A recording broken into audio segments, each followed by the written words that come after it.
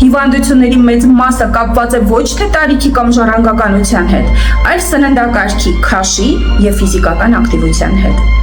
Մեկնաբանություններում ես գրել եմ ամենատարածված հիվանդությունների ընդամենը մի մասը, որոնք կարելի է բուժել առանց քիմիական դեղահաբերի եւ առավել եւս առանց վիրահատական միջամտության։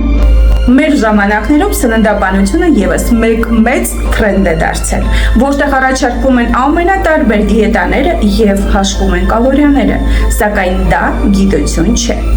Գիտությունը սկսվում է այնտեղ, որտեղ սնունդը դիտարկվում է որպես քիմիական ազդակ, որը ունակ է փոխել հորմոնները, բջջային ռեցեպտորները եւ գենետիկ ակտիվացումը։ Նկարագրություններում ես պատմում եմ, թե ինչ տարբերությամբ են աշխատում ուղղակի սննդաբաններն ու